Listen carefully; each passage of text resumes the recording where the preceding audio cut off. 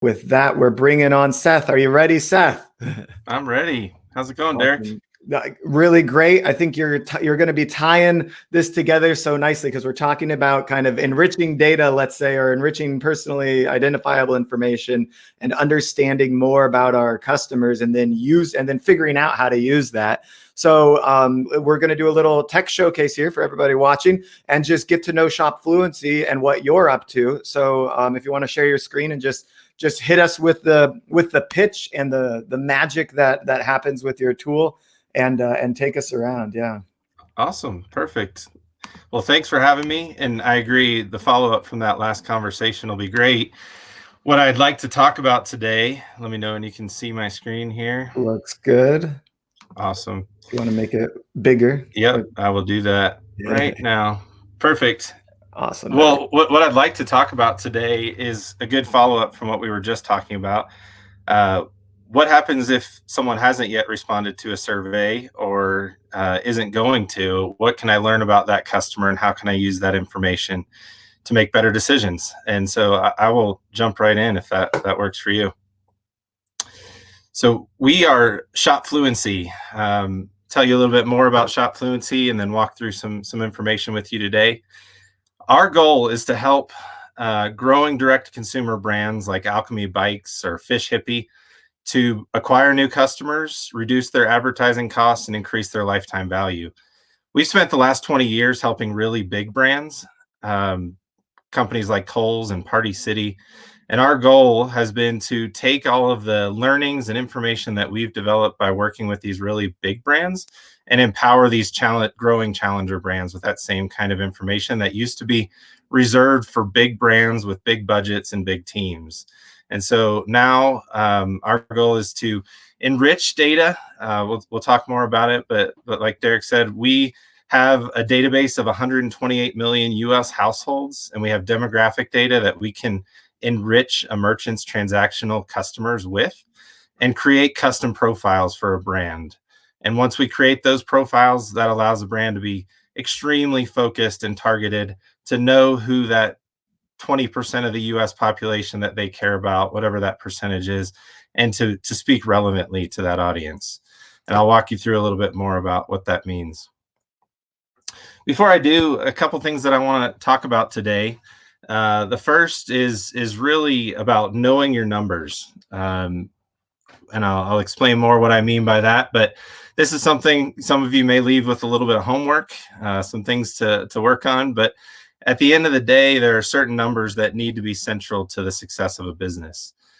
Once you have those numbers, then it becomes a question of, are there different customers within my database or my customer base that look different? And our belief, and this is not rocket science, but not all customers are the same. And if you treat them that way, you're going to end up with average results. And then lastly, if you can develop this understanding of who your customers are from a foundation and knowing your numbers, that you can get better results. And our clients are getting anywhere from 10 to 30% reductions in the cost per acquisition using this methodology. So knowing numbers, the two numbers that I want to talk about today are cost per acquisition, or some people call it customer acquisition cost, and lifetime value. First, with cost per acquisition, really what I'm talking about here is all of the spend that you have from an acquisition standpoint. How many total new customers, not repeat customers, but brand new customers, did that acquisition spend bring you? This is not the metric that's reported from Facebook because you've got other channels potentially that you're spending in. And in some cases, not all of those customers that converted through Facebook were brand new. So having a way to answer for yourself, how far is my acquisition dollar going? And then on the flip side of that, you've got lifetime value, which is more about the total value of a customer across the entirety of their relationship with your brand. This isn't as an exact of a number. It's hard to predict this, but there are ways of coming to a number that your brand can rely on as to what the lifetime value is for your store. And the idea behind this is not obvious, not rocket science either here, but your lifetime value needs to be significantly higher than your cost per acquisition. In order for you to know that that's true, you need to know these numbers. You need to look at them regularly. The lifetime value doesn't change as quickly, but cost per acquisition can change all the time. And I'll walk through some of the things that are causing people's cost per acquisition to go up or down, depending on how you're implementing things. But there's a quote that I like that's pretty aggressive but it speaks to the heart of this issue, is that 98% of direct-to-consumer brands are out of business. They just don't know it yet. The idea here is that if you don't have this formula honed in and dialed in and have a confident understanding that you're on the right end of this equation, then it has the potential to take you out of business. And we're here to talk about ways to help make sure that's the case, that you can ensure this formula is working in your favor. So driving a little bit deeper into cost per acquisition, everyone has a market. You've got an audience that you're marketing to, whether it's targeted to the level that you want it to or not. These are the people that you think have demographics and lifestyle and interests that will make them likely to become customers. And chances are you've taken this data and you've input it into Facebook. You've probably built lookalikes off of it. You've used this data to say, here's who I want to serve my ad to. And then from there, most of us just let Facebook do their magic, let the algorithm, whether it's Facebook or Google or whatever platform that you're using, the rest of the audience decision is coming back to the platform that you're using. And hopefully it's going well. And still we see with most of the clients that we work with, that the businesses that we work with, that these channels, whether it be Facebook or Google or Snapchat or TikTok even now, that these are some of the most effective ways to acquire new customers and to have a really strong return on ad spend when you do so. But if you haven't noticed yet, your CPMs and CPAs are going up. In the last year for Facebook and Instagram alone, the cost per 1,000 impressions has gone up by 30%. This is a number that has driven up a lot of brands' cost per acquisition at the same time. So you're likely spending a lot more to talk to fewer people and to get fewer new customers out of that. And that's an equation that makes it really difficult to run a profitable business. And it's really Facebook's goal here to try to drive ad revenue, and they make it super easy. You connect your credit card and spend money. But if you're not careful, this kind of thing where costs just go up by 30% has the potential to really impact the bottom line of your business. Why this is happening, over the last year, competition for those same eyeballs has gone up like significantly, and that's what's driving this incremental cost per 1,000 that you're having in Facebook. And if you're paying attention to the news this week and the weeks and months leading up to this, but Apple just this week launched or unveiled or rolled out iOS 14.5, which has been a point that Facebook's been waiting for and could be a whole talk in and of itself. But the trends that we've been seeing in costs for Facebook going up are likely to continue, even from Facebook's perspective, that both the effectiveness and the ability to attribute sales back to Facebook are becoming more difficult. So that's a lot of numbers and a lot of kind of trends, and what does this all mean and what's the solution? And we think we've developed a tool that can be a solution for a lot of merchants, and we're excited to share it with you guys today. The idea here is that the better you know your audience and the better you build that foundation of who your audience is on your own data, not Facebook's data, not Google's data, the more likely opportunity that you have to improve your performance and lower your costs. And by doing this, the clients that we've been working with have been able to reduce cost per acquisition by up to 30%. So that what Facebook costs increase, we've been able to help decrease back for the brands that we're working with. Now, there's so much data, and I'll walk through more of what we're bringing in, but we have, like I mentioned, we have a database of household demographic data for 128 million US households. This has information about age and gender and presence of children and marital status and income, things that really help define and crystallize exactly who your customers are. And then you've got so much data, the data about the thousands or hundreds of thousands of customers that are transacting on your site. They all have different value, different lifetime value, and then they're all buying different products. You've got hundreds, in some cases, and some brands that we work with have thousands of SKUs on their site. And being able to understand all of this data, both from a macro level, from a demographic perspective, down to your customers, and then onto their behavior, is extremely complicated. And we've built some technology to make this simple. So we believe that data can be complicated, but you using it doesn't need to be. So we talked about the idea that not all customers are the same. And what we mean by this is that a lot of times when we talk to a brand about who their customers are, they'll tell us that my average customer is 45 years old and they make $120,000 a year and they are likely to have kids.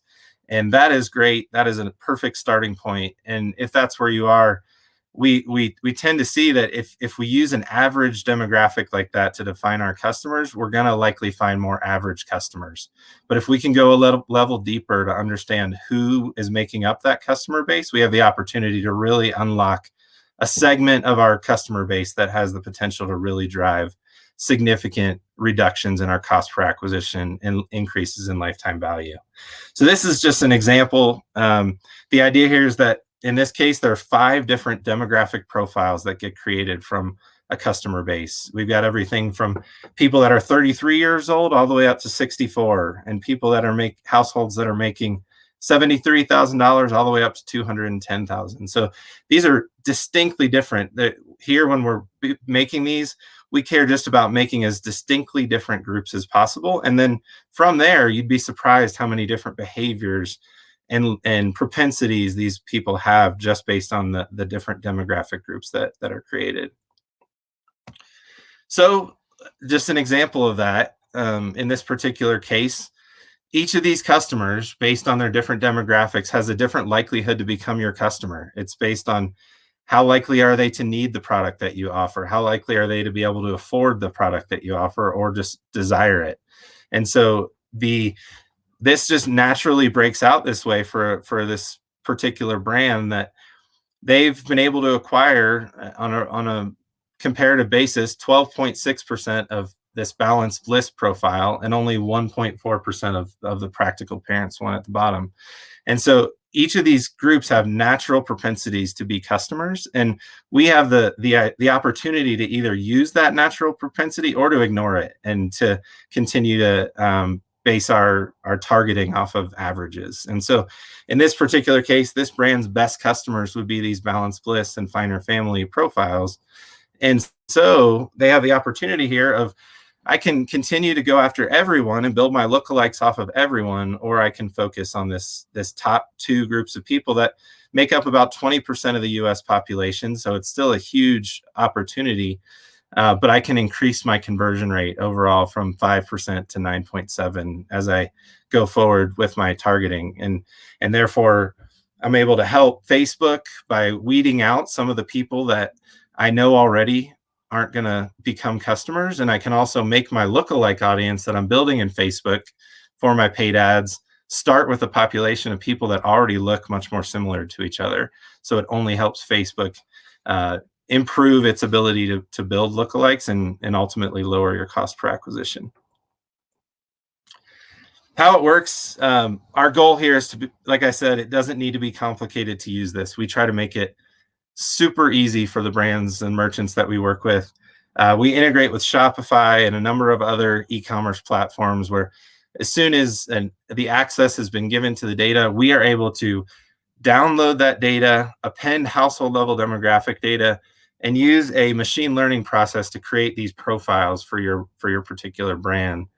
These are custom for each brand that we work with, and then we're able to then expose that anywhere you might want to use it, whether it be Facebook, Google, Klaviyo, MailChimp, ListTrack, and then we work with LiveRamp as well so that we can send data to any display partner, really anyone that you're working with, to build better understanding of who your customers are off of this raw data that is your data. It's people that have transacted on your site and then being able to use that to make all of your targeting consistent across all these channels that you're using. When we work with brands, we've got this history of being consultants, and we love consulting. We've got experts who can walk you through, explain who your customers are, explain the insights and the recommendations that we see from this data. And we do that in a one-time consultation where we will receive all the data and present back in a 1-hour presentation to you. Here's who your profiles are, and here's the groups that we think you need to target. And that's a $2,500 exercise. And then we also have an option for those that just want to get to work and prove that it's working. We can just start sending these audiences to whatever destinations, and that's based on how many active customers the brand that we work with has. I want to show you a few examples of some diverse kinds of companies that are using this. The first is a company called Pearson Farm. They sell peaches and pecans. So you think on one end of the spectrum there. They use this and they started testing our audiences to build their lookalikes in Facebook versus what they had before. And you can see that they were able to reduce their cost per purchase from $7.69 to $5.77. That was a 25% reduction in the cost per purchase. That essentially just gives you more ad spend. If it costs less to acquire a customer, it just gives you more dollars to keep acquiring more customers and ultimately grow your sales with the same budget. Another completely different kind of company, Alchemy Bikes. They make really high-end mountain and road bikes. Their goal here was to acquire some leads before they launched a new bike. They took what they had been using before and then used it compared to what we did, and we were able to help them reduce their cost per lead by 13%. So they've been able to acquire that incremental number of leads just by the fact that they pay less for every lead that they have. One last example, a company called HIPPIE, make men's apparel.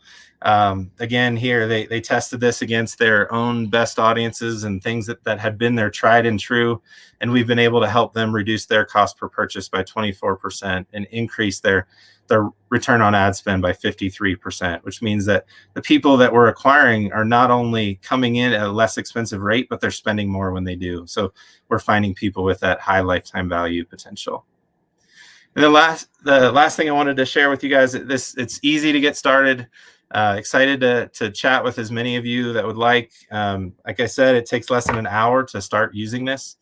And there's no additional creative required when using this in Facebook for the case studies that I walk you through. We're going to have a couple special opportunities for people that are here today. If you visit shopfluency.com/ecommerce-tech, for one, we'll do a free consultation with anyone, and anyone that signs up, we have a free 30-day satisfaction guarantee. If you start using this and you're not happy with it, we'll give you your money back. And then secondly, one person who signs up will do that free customer profile analysis that I mentioned, where we'll have a consultant on our team walk you through and see how it works and what it looks like for your business to start understanding your customers in this way.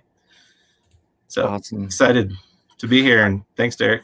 Yeah, I love it so much. And so I think, I mean, not everybody's advertising, but most merchants and most D2C brands are doing advertising today. And I think you're able to show us that there is a way to optimize our ad campaigns that no one is probably doing. So if you're running ads, you're spending what, $10,000 a month or more probably in ad spend. You can probably save, I think at the very worst example that you gave, like was like 13%. Yeah, save 13% on those acquisition costs. That can be a big boost to business, and that's where the profit comes from. Is those optimizations right there as well. Absolutely, yeah, and just being able to, like I said, it extends your budget. It gives you, if you can spend less to acquire, you may reach the end of Facebook in terms of the opportunity there, but there's so many channels to kind of go down and to continue to find customers in a profitable and well-sustained way to grow your business going forward. Yeah, I love it so much. We've put the offer in the chat for everybody. You can check them out at shopfluency.com/ecommerce tech. And I think taking you up on that offer to create the segments and kind of walk through what it would look like for my customer base, for my e-commerce store, I think is a phenomenal way to get started with this tool and get the value of it. So if you've got 30 minutes of time to work with Seth and his team, it could save you 13% on your cost of customer acquisition. So sounds like Geico there a little bit. It's a good Geico minutes commercial. Exactly. For sure. Awesome. Thanks so much, Seth. We're going to move right into our next session. Thanks for having me.